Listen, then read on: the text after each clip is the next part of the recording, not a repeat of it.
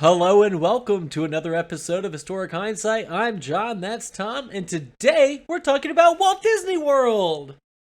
That's right, Johnny, or specifically how Walt Disney was saved by World War II, hence I'm in my World War II duds. I thought that was odd that you would Today. dress this way to talk about our Lord and Savior Walt Disney, but are we going to talk about Disney in the early year? These are the early years of Disney during World War II, are they not? Yeah, this is relatively early years of Disney. This is we're going to talk about how Donald Duck became a massive propaganda feature in World War II, and how I mean it's pretty much Donald Duck that single-handedly killed the Nazis and saved saved our country here, Johnny. Well, and according to those videos that you sent me about Donald Duck in the early cartoons, he also single-handedly demolished Japan. Yeah, so that's one of the videos he did also, there. So he played a big part. In World So War today's II. episode is going to be specifically Disney's World War II propaganda campaign that they unleashed during the war. Their way Tommy, to help let's fight. take it easy with the P word there. Propaganda is negative and reserved for the connotation, Nazis and Japan. And political. we are just spouting facts and garnering support for the movement of expanding and maintaining freedom. Yes, basically this is patriotic films. Disney was very there you go. patriotic. I like person. that better. Yeah, that's patriotic nicer. films. Yeah. These are what he was doing in World War II. So at right before World War II, Walt Disney, believe it or not, was actually bankrupt. He was Hold up. on the verge of having to shutter up all of his studios Now for those- some bad decisions that he had made. Now those early Mickey Mouse cartoons, or what the Steamboat Willie, is that what it was? Steamboat Willie. They weren't paying the Steamboat bills Willie. there Yeah. for Mr. So what- Disney? Yeah, so what had happened is, leading up to the America's entry into World War II, Disney had a habit of dumping all of its profits from its past production into the new production. So it wasn't so hard for his shorts, the Steamboat Willie is short movies, but his big full-on production movies, he made a killing off of Snow White and attempted to follow that up with a less than optimal performer, Fantasia, and another less than optimal performer, Wait. Pinocchio, which those two basically No. bankrupted his company. No, okay. Hold on. I know they're not up to snuff of Snow White, but I mean, Fantasia was one of my first introductions into the Disney universe. I'm guessing maybe a more recent one, maybe not. I don't know. Yeah. But Fantasia is a huge part of Disney culture now. Yeah, but yeah, it just not, at the but at the time- time, it was not a Yeah. box office hit. No, so the problem with Fantasia, it actually cost 5 times his original intended production. So that didn't help, and it wasn't really a big box office success here, as it's not. If you watch Fantasia, it's like going to an orchestra, a concert more than it is watching a feature film. Right, but I mean, but I mean, these people were like smitten with moving pictures. What, 2 decades ago? Like, come on, like, Yeah. accept that a little bit. It's a big undertaking for Mr. Disney to do. It also doesn't help that war had broke out in Europe, so when Oh. Pinocchio gets released, he doesn't really have any European sales because people can't really go to the movies when Yeah, they're worried and about the support. Germans. Yeah, loses a large part of his market due to war. Yeah, fair. You follow that up with a lot of questionable practices, like hosting Nazi filmmaker Loni Beinfistola. Okay, but, Beinfistola. Yeah, he as you hosts just her. said, Tommy, as you just said, he was on the verge of bankruptcy, and he had a hard time getting into the European market on account of the war. So, what's a guy to do? You invite some Nazis into your home. Yeah, why not team up with Nazi filmmaker Lenny Sorry, and yeah. host her in your house, where she, and I quote, praises Disney on, quote, how gratifying to learn how thoroughly proper Americans distance themselves from the smear campaigns of the Jews. This was like 2 months after Kristallnacht, too, by the way, when he invited her over to his house. So, when the Nazis went and stole all of the Jews from their house and broke down their businesses and Did that a started little putting bit. them in And then this is like 2 months after them, that. and then And she's like, well, I'm glad that proper Americans don't believe the smear campaign of the facts that the Jews are saying. But again, this is about propaganda, aka political videos and information. And so people who make the propaganda live by their own views of reality. That is in fact true. His financial situation was so bad right before the beginning of the Americans' entry into World War II that he began cutting salaries, laying people off, leading to a massive labor strike. Half of his remaining 800 employees after his layoffs would go on strike for 4 weeks. Wow. In the spring of 1941, which would only be resolved by Walt Disney going, yeah, fine, I'll join a union and make it a union house kind of thing. Now, hold up. I have been taught that unions don't work and protests don't work and labor strikes don't work, Tommy. I don't understand how this is different. Well, because when you're on the verge of not existing or existing, he does this. Now, Disney's son... Oh, you mean when you depend on the labor to make any of your money? Kind of have to make you some have to concessions take care here. of the labor and give in to some of their demands? Yep. Now, Roy Disney... Maybe that could strike somebody and give them some ideas. For those watching at home. So, Disney's son, Roy Disney, who's kind of in charge of the financial aspects of the company, getting... Roy... Yeah, Disney? Roy. His son's name was Roy. Yeah, so Roy goes around to banks to other like Hollywood companies, trying to drum up support for the new movies, trying to draw up financial. It's like, whenever you make a movie, a production company, you gotta like somebody's got to pay for it. Yeah, and you don't want to come out of your own coffers. So. This is essentially today's version of your movie star making their AM radio tour and coming to your local shock jock station and doing some stupid video about Jumanji 8 or whatever. Yeah. Now, surprisingly, Roy was unable to draw up any support for Disney's future productions, and the company was almost bankrupt. And by December of 1941, they were actually on the verge, like drawing paperwork up to start looking at filing bankruptcy. Yeah. Now, I imagine they're not getting support and stuff just because people didn't have the money to... Well, there's a war going on. It's the tail end of a depression, right? Or still the Nazis aren't looked at with the utmost esteem right now in the United States. Walt Disney himself, or at least according to several of his employees, was seen at Nazi party meetings in the United States. Right. So, at the best case, he might have sympathized a little bit with them. At the very least, he wasn't actively denouncing and actively against what was going on in Germany at the time. I mean, at the time, even disregarding the Nazism, he's like, "Oh, I'm apolitical," but I mean that was what was going on in Germany, and he was schmoozing up to the folks. He was schmoozing up to the I mean, he's not the only American corporate executive that was doing it, but yeah. But in any case, on December 7th, though, Johnny, 1941, Pearl Harbor is going to be bombed, sending the U.S. headlong into World War II. Yeah. And that day after Pearl Harbor got bombed, 500 U.S. military personnel are going to occupy Walt Disney Studios. Wait, what? Now. Yeah, they're going to claim here when they occupy the studios that it was done to protect the Lockheed aircraft plant, which is like basically next door to the studio. They're like, all right. So surrounding areas, right? So we're going to we're making sure that that plan is safe. I'm sure it had nothing to do with suspicions the rumors of that Nazi ties. Disney might have been in cahoots with people, and they're the only Hollywood studio ever in the history of the United States to be occupied by the military. So that's questionable, especially in the age of like 1950s, like communist, the Red Scare, and like we were going in and taking, they were still the at the time. But Tommy, did they overturn his studio and find a bunch of Nazi like propaganda and flags and uniforms and money and whatnot? I mean, or did they occupy it and maybe they were a little bit out of bounds with it? But it turns out he was fine and he was just a shady businessman who didn't give a shit where his money came from.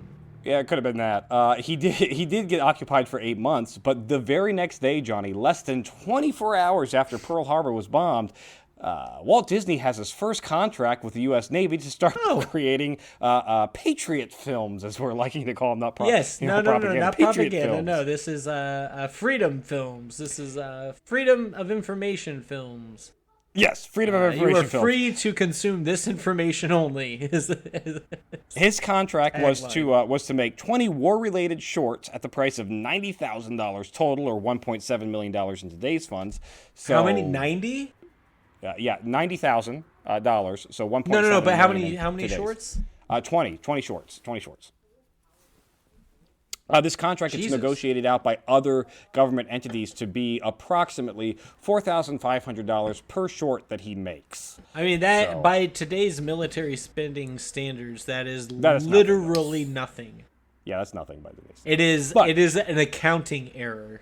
What it is, though, it is double what he ever got paid for any of his other shorts that he'd ever made. So he's literally doubling up, and the shorts is a movie that's like 7 minutes long. Right? This is a business-saving contract that he just received, and he has to make, 20 short films, and I would imagine that the United States government and intelligence had some sort of guidance for what should be in those films? Or they have... he does... Or whatnot? Yeah, he does have some subject matter. Like, there are some training films that he makes. He does... pair up with several big wig musicians and shit to do some propaganda pieces. Anyways, so he creates these short movies. Some of them are training videos. Some of them are just pure flat out propaganda pieces, including one starring a Donald Duck, who now becomes I don't know why it was Donald Duck over Mickey Mouse or any of the other characters, but Donald Duck becomes the one that is now he's going to war. He's fighting for your.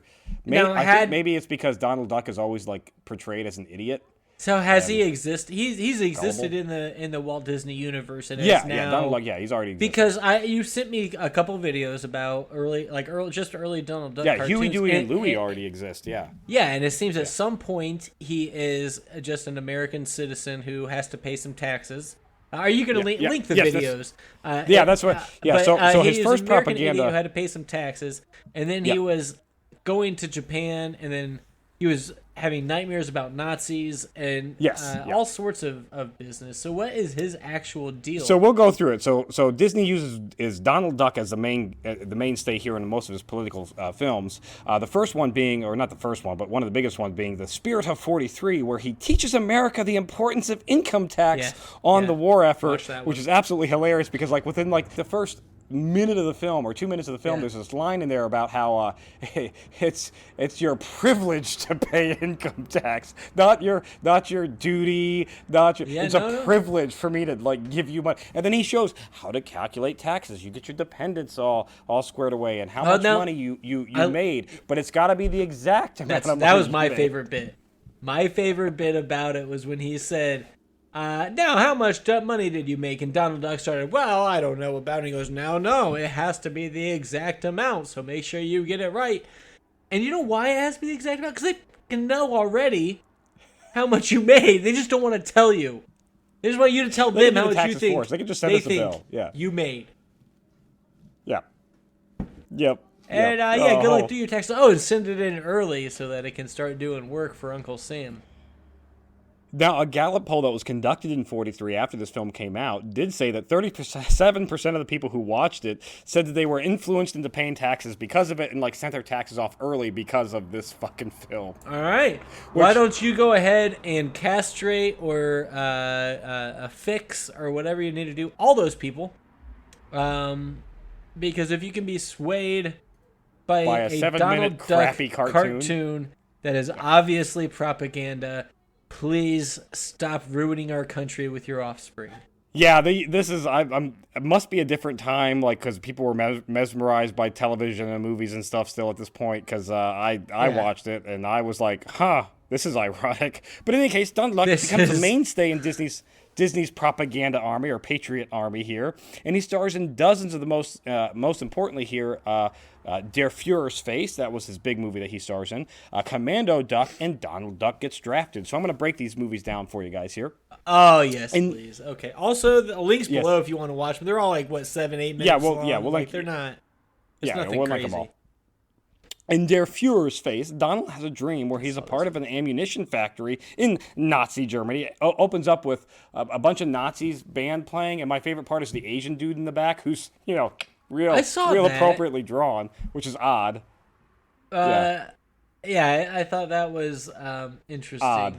Yeah. Point. Yeah, you have to. I think in the early American cartoons, what I noticed was a absurdly high level of Japanese racism, and so I think we'll get any that's bit next episode. That you that's could I'm just saying any bit you could sneak into a cartoon at this point was just chef's kiss, adding to it.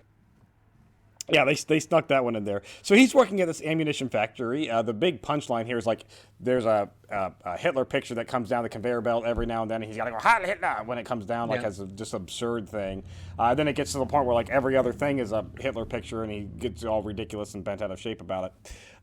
Essentially the idea was that everybody in Germany was being forced by the Nazis to work for the state, and everything was about Hitler, and it was all very cult-like. 48-hour very work much days.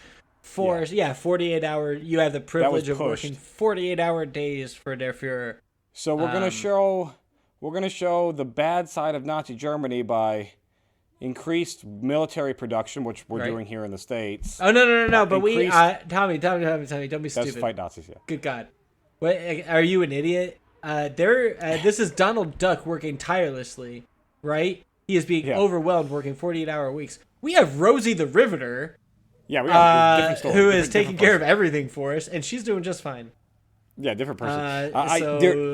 They paint the Nazis in this light, like where you got to read Mein Kampf, which is nothing like being told to pledge of allegiance every day. But no. Again, different. One is the ideas of a madman dictator, and the other is the ideas of our founding fathers. Now, in this whole film, and oddly enough, in most of Disney's propaganda pieces here, or patriot pieces here, there's not really any reference to anti-Semitism and all the awful things that the Nazis were doing to the Jews at the time, and I wonder why Disney might not have ever put any of that in the film, because that seems like that would be like, now again, hindsight, looking back at it, that seems like the big thing that the Nazis were doing. That was the really bad thing that might have gotten more people on board. With like, you can't just go around killing people. Now, like, maybe a lot we should of bring it, that to forefront, but.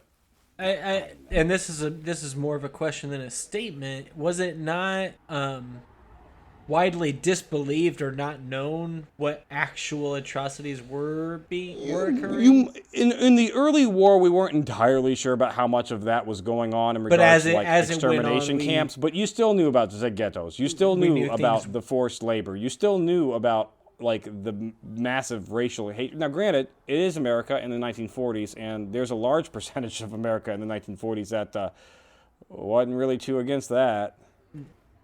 I mean, shocker! They're back again today. Like, there's still that group in America. Like, no, but not mentioned. But okay, just him having to work a 48-hour shift at an ammunition plant. While he said Heil Hitler every couple of seconds. Now, he does wake up from this dream in his own bed at home where he sees a shadow. It's my favorite part. He sees a shadow, which looks like they're doing the Nazi salute, and he instinctively does the salute, and then he looks out at the window and he sees, it's the Statue of Liberty raising the torch, which, again, in the back of my mind, I'm like, I'm just connecting parallels between militarized America, Nazi Germany. It's actually starting to seem like maybe we're a little bit like Nazi Germany in our kind of hero worship of this. They've got Hitler. We have the Statue of Liberty. We're kind of hero worshiping. We're doing this whole thing where like we're better than Seems you, because he wakes up in like full patriotic gear, and one of the things he was forced to do was put on the Nazi uniform. Wear full patriotic gear. And it's just very much. Well, yes, I know he's working in factories, but their factories are worse than our factories. Than ours, that we're doing the same thing in. But also kill the Japanese folks too. Don't forget about them. Speaking of Japanese folks, we got Commando Duck, Johnny. Commando Duck. Donald is parachuted into the Pacific where he is he's tasked to destroy like this the aircraft base or whatever. Yep. And he's shitting his pants while he's getting. Now I whole, thought like, that was an speech. interesting. If we're breaking these down, I thought an interesting part of it was that because that was. And I know it's completely different, but it reminded me of the Vietnam War, where it felt like we're basically sending a bunch of terrified children to go and do these monumental tasks. Now I can't. While I'm talking about this movie, I am gonna like superimpose sections of the video playing without audio and stuff. Even if we get striked for it, I have to because you can't say this is a product of the time. No, this was when you see the depiction of the Japanese soldiers here. It's this is a horrifically intentional racist film that either justified or led to, because I'm not aware of my timeline here, Japanese internment camps. Yeah, like we're already in the internment camps. Okay, so this was a justification of the Japanese internment camps that we had, and it was. There's this horrible call section me a liberal, where the Japanese snipers oh my god, apologize to each other. Call me a liberal snowflake cuck, whatever you want to do, but that's not appropriate. We shouldn't be doing that. Not even by then. No. I'm pretty sure even by then standards, people were like, like somebody somewhere had to be going, this is a bit don't much. Like that. I don't. But not enough people because Walt Disney World exists. Yeah, well, true. But I mean, again, this is pointing down to my whole like. In any case, basically by pure happenstance of clumsiness of Donald Duck, typical Donald Duckiness, he winds up drowning out the whole base and is like, mission accomplished. He's like, thank God I just killed about 500,000 people. As far as patriotism is concerned, or patriot films are concerned, I'm confused as to like what's the appropriate propaganda here? American soldiers are cowardly and just succeed by pure fucking happenstance and luck. Like I just don't. No, get it. I think it's the stupidity of the Japanese soldiers in this, because what it was it was a bunch of Japanese soldiers who were so inept and apologetic and proper and very Japanese and very just horribly caricaturized. But the reason he did anything was only because of them. He was a marble in a marble maze falling down into the right direction, and all of these Japanese soldiers were so inept that they just helped him along the way and allowed the crash and then the flood and everything else. And then you have Donald Duck at the end claiming victory. And so it's very much an American folktale. You might say. It's we lucked into some shit. How about that? We won. Yeah, and speaking of the how about that lucking into shit, one of my favorite, this one might be my favorite of them all, is Donald Duck gets drafted. And by Donald Duck getting drafted, it's this weird, he's drafted, and if you're not aware, if you're a foreign listener, or even if you're in the United States, you're not aware, when you get drafted, it's not like you had a choice. It's like, your number got called up, and you have to go and fight. You had no choice in this. But it plays it off like Donald Duck saw all these patriotic posters and stuff. It's like, yes, I'm going to enlist and I'm going to go and join. He goes to the draft board and he's like, I want to be a pilot. And the draft board's like, you got to pass the physical first. Yeah. And knowing full well that he's going to get shirked off to frontline infantry. Yeah. The physical scene here is it's just, this is just pure perfection. It's, his physical test consisted of, body measurements, but what color is this red sign as they hold up a red sign? And he's like, it's red! What color is this green sign as they hold up a green sign? And he fucks it up. I think he says blue or something. He screws it up and they're like, close enough! And they stamp his ass with an A-OK and they just move him on. Which is exactly at draft time. When we implement the draft in the United States, it is warm bodies. It doesn't matter. Want to know why? Hold a gun and not question. Yeah, you want to know why a country might implement a draft? Because they don't have enough bodies to throw into the front line. That's it. It's not like they're just like, oh, we're just doing a reaching out program, a job fair to see who's interested. Yeah. And it's like, no, we need bodies to die. Yep. If you could go ahead, sign up, come along, and then yes. Perfect fodder. Look at you. Oh God, look at the size of you. You're going to block 2 bodies worth of bullets. That's fantastic. That's all. It's so true. And this film at the time was like praised for like showing the soldiers what army life was going to be like as they come into it. Shitty? Like you're not special. You're just a body. Like that's all it's showing. Tommy, I mean, talking about of the time. By the way, though, that was like the mentality you were supposed to have, right? Yeah, you were they were not individuals. You were a part of whatever you were a part of, just a cog in the machine, union or whatever. But yeah, it was. Now, during the war years here, Johnny, all in all, Walt Disney had 90% of his employees working on these nonstop on these government propaganda pieces. Disney would produce over 400,000 feet of film for the government, or 68 hours of continuous film. Okay, that sounds more impressive because nobody knows what that many feet of film is. 68 hours of continuous film. Holy cow. That at 24, 48 is 60. That's 3 days? Ish? Just under 3 days. Yeah, just under 3 days. 72 hours is 3 days. Yeah, just under 3 continuous days of just propaganda pieces. Now, of his shorts alone, we know that he was paid $4,500 per short. These are the animated shorts. We know he made 32. Obviously, he made more than that because these shorts are like 7 minutes long. Yeah, so you know, 7 times 32 is a hell of a lot less than the 68 continuous hours of film that was made. But of those, we know that he was paid $144,000 or $2.4 million in today's money. This is single-handedly what saves Disney and to be able to continue to produce. While the war is going on, he's able to finish, produce, and ship out Bambi, which is his first full-length feature production film that actually makes him money since Snow White and keeps him in business. So, if you're sitting home now wondering why Disney's able to own everything and seemingly like your Star Wars shirt there, Johnny, seemingly like just take over every facet of any creative ideology in the entire United States and then, subsequently destroy it. If you're wondering how that happens, blame the Nazis. That's it for this week in Historic Hindsight. Thanks for listening. Be sure to subscribe, rate, and review, and join us next week when we talk about Adams and Jefferson having a little hissy fit.